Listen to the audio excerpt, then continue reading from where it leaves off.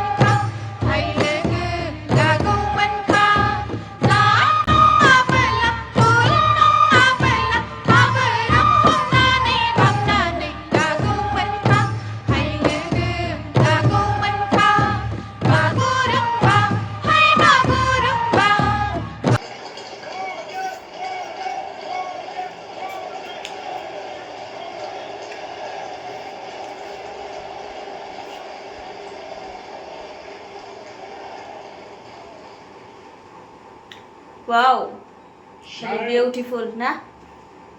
जो सपना संजोया बर' राव गेवलांथों।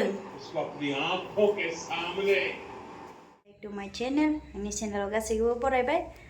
ओमफ्राय जोंहा बिदाया न'आव थांदोंमोन नालाय दाखालि बेंगलराव थाग्रा सासे आंनि बिदा दंबावो नालाय, ओमफ्राय दिनै फैदों आरोना माबानिफ्राय आसामनिफ्राय। ओमफ्राय आं जाहानियाव फैदों आरो ओमफ्राय आंनो माबा माबि लाबोदों। माबा माबि माने बाजैया बेग हेबना हरदों गावनि आखाइजोंनो।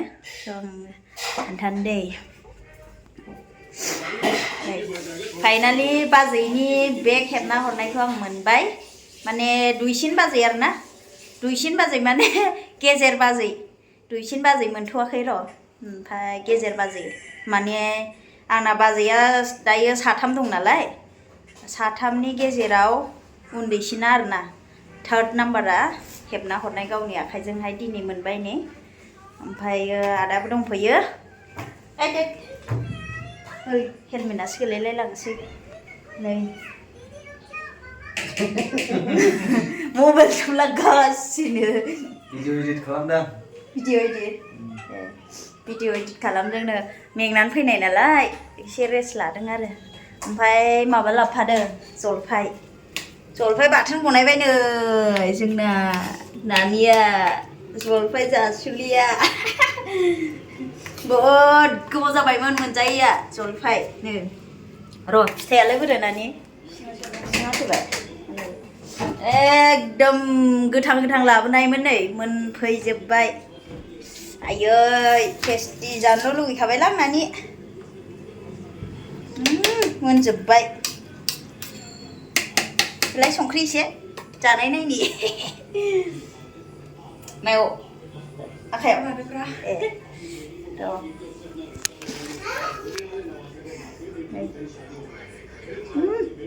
मोनजोब्बाय, गुरै जाबाय। गोरा गोथांबासो गोथाव जायो। आइ आदाया खैजोबखासिगोन आंहा। गोथाव मोनदों। ओइ जे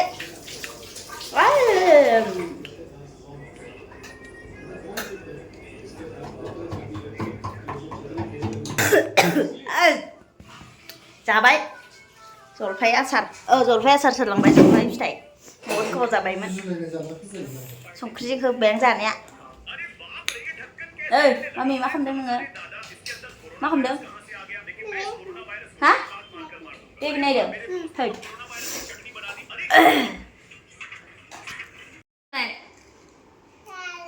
जाला जलफाय नै मानसिफोरखौ खुदै गहोनांगौ होनदों। ओइ दिनैसो मोनजादों जलफाया नै मोनबोजोबखाबाय ट्रेनावनो आयै खुदै गलायलायबाय आंहासो जादों नोंबो अ दायो आंना बिदाया थांनो ओंखारबाय नै थांसैनो बहुत गोबाव जाबायमोन नुयिया हाब फिसाजोआबो नायलाय थांनो होआ हनै बिफाखौ बुदों मानो एसां रायदों नों बाबाखौ फैनो थांसैनो आमाया बाय होनदो आमाया बाय होनदे आंखौ बाय होन ए इखो जानो लागोन लानायालाय बाय होनदे बाय आंखौसो बाय थांसै हो दे होमबा खनसे खुनुंदो दे मा होनदो सिमां थांसैनो सिमां होनदो मा होनदो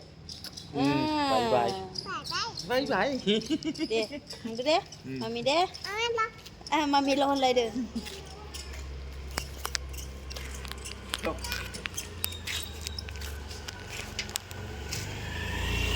दोनहैसिगोन बिबोनाङा हरबायमोन आं वाट्सएपआव लकेसना मा नोंबो थांफादो दे आमाइजों थांगोन थांनो ओंखारबाय रेडि जाबाय औ थांबालाय थांदो नोंबो दा बाबाजों फैफादो थाङा थांना थाङाबो नायनि ओरैसो थांगोन थाङा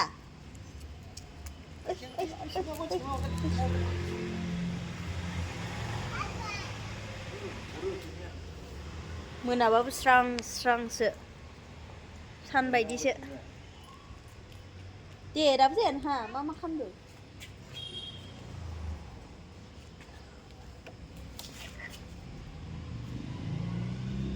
इथिं नायथिं ओंखायनो इथिं नायथिं नोङो लामा नायनायावनो गोबाव लागोन दा लामाखौबो नायहोलांलायो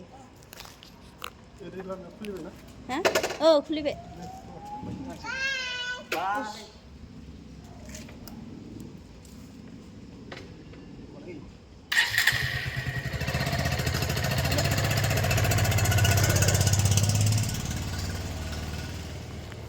थांबाय माने आदाया करमांलायावसो थायो नालाय ओमफ्रायो आं रामुथि नोगोराव थायो जेनेबा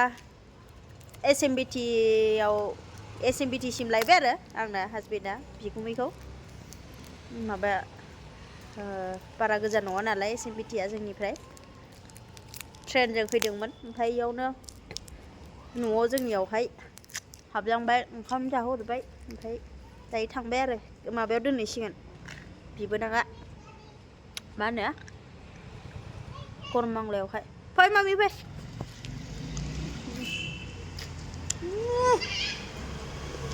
आसला थांबाय आमाया थांबाय आमाय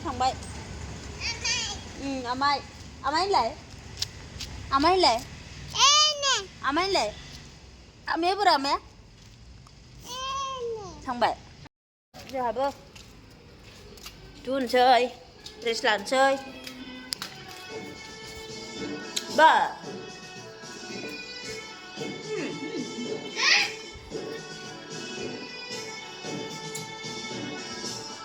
wow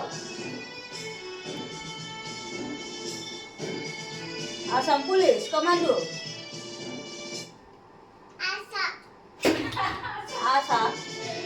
Assam Police Commando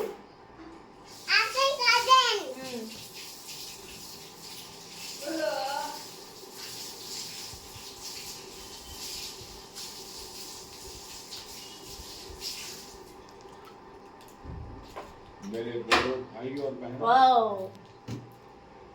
साल दिल्ली में 2020 में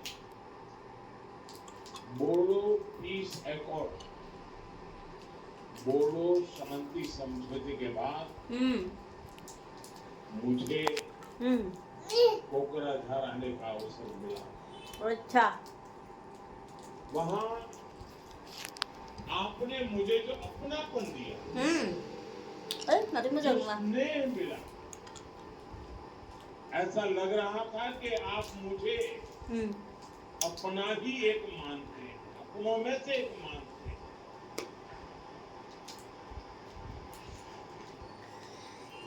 वो पल मुझे हमेशा याद रहे लेकिन उससे ज्यादा कभी कभार तो एक बड़ा अवसर, एक वातावरण, उसका असर होता है, लेकिन यहाँ ऐसा नहीं हुआ। आज 5 साल के बाद भी वही प्यार, वही उत्साह, वही अपनापन,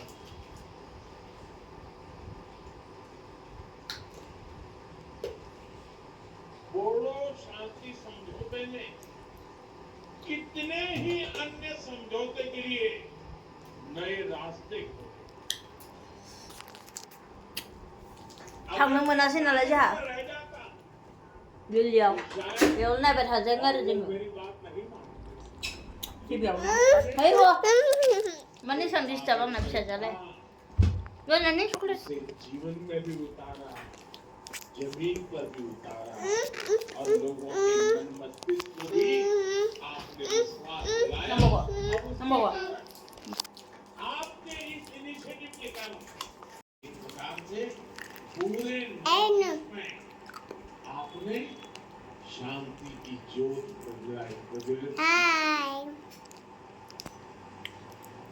साथियों, झूठों की वजह से असम में ही ये आंकड़ा, मैं फिर कहूंगा, दिल्ली में बैठे बैठे महारथियों को पता नहीं होगा, सिर्फ असम में ही 10,000 से ज्यादा युवाओं ने हथियार छोड़ा, हिंसा का रास्ता छोड़ा। ये विकास की मुख्य धारा में वापस लौटे।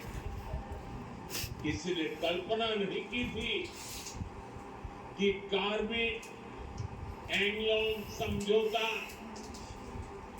ब्रू रियांग समझौता, LLFT समझौता संभव हुआ है।